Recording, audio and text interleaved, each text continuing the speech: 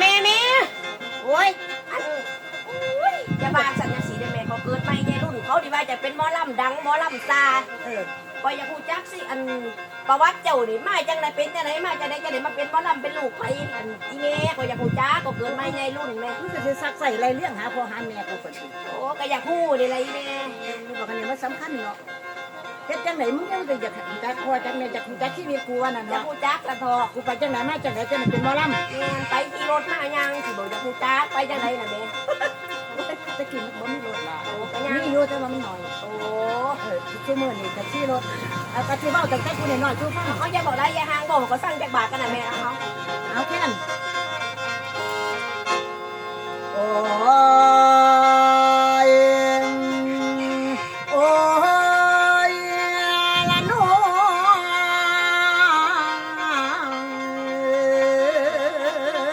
ยแล้วเพิ่นว่าบุญเอ้ยบุญพระลาที่เคยสร้างแต่ปางหลังครั้งเก่าสร้างร้ายปานนั้นบ่แม่บุญและชีวิตจริงของหมอลำจังเวียน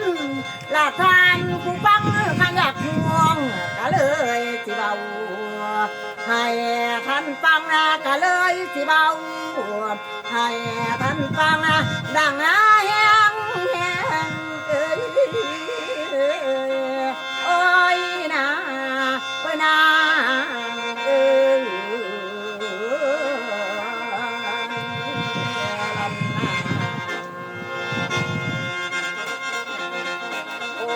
ไปบ้านสิสะดอกแล้วเต้นเลยแล้วแม่นี่นะจับตำนานประวัติเขาเอาเรื่องเก่านำมาเขียนชีวิตจริงของหมอลำจังเวียนผ่านผู้ฟังว่าทันหัวมาฟังหูเด้อผ่านมานานดนสิบอกเราฉันหมอลำจังเวียนเป็นลูกสาวพ่อใหญ่เฝ้ายายแหล่แม่อีนางละแต่ก็เน่าอยู่ยังภูมิกำเนิดคือ101บ้านป่ายังให้จำเอาบนแม่ฉันกันเน่ายังพี่น้องฟังว่าจนหายบ่มีไผเอ้ยก็ฟังเขาไปจากไหนน้ำเด้บ้านนี้เนาะอีแม่เขาเอ้ยแล้วคุณแม่เอ้ยน้ำตาลังไหลน้องมองหาไผเบิดแท้แล่แม่ยายแล่ได้นางเงาและส่วนว่าอีพ่อเฝ้าบ้านน้องใหญ่อยู่ติดกันทั้งเสื้อใส่พงคันผู้ยาฉันได้คอยส่วนและเหตุนางสวนก็จนหายลูก7 คนทนลำบากอยากกินแกงลูก7 คนตุ่มบ้านตุ่มแม่คอยหาแล้วผู้บางคนแล้วว่าอีพ่อแม่นี่มาหายิ่งนกยิ่งหนูมาเลี้ยงดูบุตรตาเขาอยู่หน้าบ่พ่อมุมแล้วผู้บางคนก็สมพื้นวันเหลือคืออีพ่อเผาบ่ได้นั่งก็ยืนมาบ่แม่โอ้ยเราเฮ็ดเวียกเฮ็ดงานโอ้ขอว่าเป็นบ่ได้นั่งแล้วสิยืนบ่ขึ้นปัดก็มึงก็ได้เนาะเดี๋ยวอีแม่เล่น้ำตาลังพี่น้องสั่งลูกกำพาปันนาให้กะบ่หลายแล้วอยู่ต่อมาปีพ.ศ. 2501พ่อแม่ฉันกะจังพาลูกย้ายขึ้นมาอยู่เมืองสมเด็จกาฬสินธุ์ดินดำตั้งแต่ฉันขันยังหน่อยน้ำตาพังขันไหลย่อยเลี้ยวทั้งคอยขึ้นบ้านเก่าสิขึ้นไปเฮ็ดหยังขึ้นไปบนบ่กลับมาจะคนได้ผู้ขึ้นไปนั่นแหละขึ้นเมื่อบ้านเราอีกโอ้ก็เรียกว่าสิไปบ้านเก่าบ้านสุดท้ายโอ้ยอันนั้นมันบ้านเก่าสุดท้ายมันก็คนละบ้านเนาะบักอันนี้เว้ยก็เห็นเพิ่นไปบ่เห็นกลับขึ้นมาจักคนแล้วเว้ยได้หนอมาซื้อดงซื้อเราโคตรก็เราคนหาไม่อดกินได้ดอกกินให้น้ำในระหว่างนั้นหน้าใหญ่บ้านไม่บ่มีอย่างนะแม่นี่นะแม่ก็ยังกินนมแม่จังเวียนนี่เด้แล้วแม่จังเวียนนี่ก็ยังกินนมพ่อแม่โจมขันเอาบ่ละสุมมาตองขาดเงินทองพ่อบอกว่านางก็ยังเป็นตาเขาบ่มีที่จอกบ่อาศัยบ้านผู้เพิ่นรวย และนับว่าโชคแลนช่วยพอเพิ่นเก่งทางหากินเรื่องนี้สินบ่เคยมีแม่อีนางก็ยังเว้าทางกันไปหาเขากับซุ่มเขาผู้มาก่อนไปกับซุ่มพ่อใหญ่หมาพ่อใหญ่ข้าหมาพ่อใหญ่ข้าหมา โอ้ ซื้อเพิ่นก็เลยมาพ่อใหญ่หมา โหก็อ่านนี่มันเบิดสุกควมเลย เอามันขันว่าบทุกคนมันยาว โอ้เอาสั้นๆกัน แล้วไปกับซุ่มพ่อใหญ่หมาไปกับซุ่มพ่อใหญ่ก่อนย้ายลาแม่ใหญ่พันละพากันไปครัวบ้านปล่อยให้ลูกหิวนมแต่ละตุ่มทนหิวแม่บ่มาหอดสามตุ่มยางน้ำกันเป็นปุ่มบ้านหนองยางข้างบ้านแกงแซงบาดาลขั้นบ้านมุนบ้านโพ้นคุณแก้วปุกไทยบ้านสูงเนินนาทันพี่น้องเคยเลี้ยงไว้ไปพร้อมหลายบาทไปหาเขาเนาะหลายบาทต้นยักษ์สิได้ ไปหาปอซื่น บ่ไปหาเอาแมวไปแลก โอ้ก็เรียกว่าไปหาปอซื่นคือสิมื้อนี่จังซี่เนาะ นี่นะเอาแมวไปแลก โอ้ก็ว่าเด้ แล้วบ้านสูงเนินนาทันพี่น้องเคยเลี้ยงไว้เอาของฝากน้ำไปหาละงอลงมาบ้านลุงแหลมแม่ฉันแล้วก็ไปพร้อมอ้อมไปทางบ้านอูมหาชัยไปเจอทัว จะมาอ้อมไปหยังจะบ่เมื่อยบ่แม่ แม่อีแม่รักไป โอ้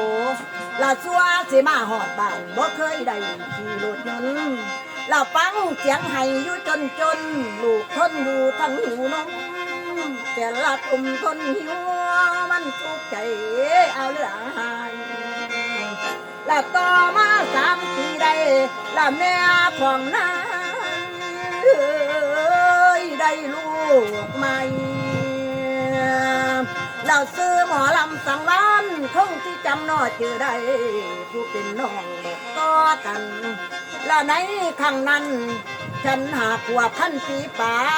หัวใจมีความสุขว่าทุกอย่างดอกพ่อหน่อยและฟังแต่เสียงหวานจอยหมอลำโอ้ยวันเปิดเครื่องวิทยุกระจายเสียงเปิดหมอลำคันสมคืนจนยืนเกือไปมากหลายละแม่นไผ่ล้ำละแม่สังเลียนนี่ก็จำจื้อได้ล้ำเลียนแบบตาม53พ่อหนูนางพ่อหนูพังละพ่อไผ่ล้อสอประยุทธ์ตั้งแต่ข้าวสมัยนั้นล้ำพระนางข้ามน้อยมึงจะถามหยัง เขาอยู่นี่บ่ได้แต่งเอาเองบอกก่อนลำนี่จับเขาเพิ่นมาลำนี่ อันจำแม่แบบนี้เนี่ยจ้าแกงเอาแบบนี้ตะกี้มันจำเอาแต่บ้านเป็น โอ้แต่กี้ก็สิ เออ โอ้ ขันล้ำพระนางข้ามน้อยที่ตามทางไปหาพงแล้วจังเวียนนางขึ้นกอไผ่แล้วก็ร้องลำเล่นอยู่ผู้เดียวตำเล่นมาคันแล้วเกี่ยวย้อนใจมักหมอลำละย้ำเป็นการเป็นงานไปเที่ยวน้ำชุ่มเอื่อยไปเบิ่งหมอลำพื้น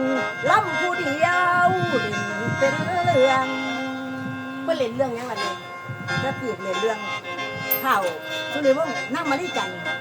เป็นเรื่องนั่งมาลีจันทร์ข่าวกระเกียดนั่งมาลีจันทร์ โอ้บอกมานี่เขาบ่ฮู้จักหรอก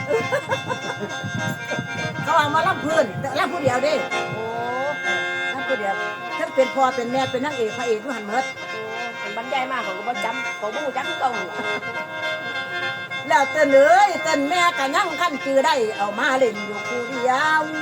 จำเล่นมาขั้นแหลมเสียวหน่อยใจมัดหมอลำและย้ำเป็นการเป็นงานไปเที่ยวน้ำทุ่งเบื่อยไปเบิ่งหมอลำพื้นลำผู้เดียวเล่นเป็นเรื่องคันลาก็ยังขั้นจือได้มาลำเล่นผู้เดียว เอาแม่เจ้าอยู่ถามยังก่อน ว่าที่ถามกูเรื่องก่อนลำเนี่ยพูดอะไรบอก ถ้าแม่เจ้าถามเจ้าก็ชื่อบ่ได้คือเก่าหั่นล่ะเจ้าก็สิบ่ชื่อน้ำเจ้าอย่างที่ก่อนลำเจ้าแม่เอ้ย เอาไว้ภาคสองกันเลย โอ้เอาต่อครับเอาภาษาจบสิ้นเลยบ่นี่ พอจะฟังเราไหมยีรีดเล่า โอ้เอาขอฟังสักนิดก่อนนะขอจะสิมาฟังทำไมได้แม่เด้อ ไอ้กูท่องก่อนลำก็ได้ แม่พอดีเด้อ กูทวนกูลืมเนี่ย โอ้เอากัน จะถาม กู เป็น ท่องก่อนครับกูไปทำให้ท่องกันด้วย ว่าเป็นผู้ใหญ่ในพญิทองนี่เป็นหยังกับเจ้าแม่ แล้วก็เป็นทั้งเงื่อนกูละตัวเนาะ ไอ้เงินนี่เป็นหยังน่ะแม่กับเจ้านี่ โอ้ย เอาปกติมึงบ่จักที่เงินบ่เดี๋ยวนี้ พอแล้วแม่นลูกเจ้าแต่แท้ๆไว้ละดูดนกเจ้าอยู่มือ ป้ากูจะใส่สันดานมึงแล้ว เอาเจ้าหักเบ้าว่าหันจะรับในเรื่องจะว่าจะดูดนมเมอันนี้แล้วก็จะดูดนมเจ้าเจ้าก็สิเป็นเมแล้วตัวเราดูดนมเจ้านะบ่แม่นของเจ้าสิตัวข่อยบ่แม่ เฮ้ยไหนมึงจะบอกให้ไหนพี่น้องจะดี โอ้โอ้เอาซะสิ แล้วเป็นผัวกูแล้วเป็นผัวกู โอ้ก็ก็เรียกว่ามันเป็นลูกเจ้าเห็นดูดนม มึงก็ได้ไง โอ้จักเลยแม่ เ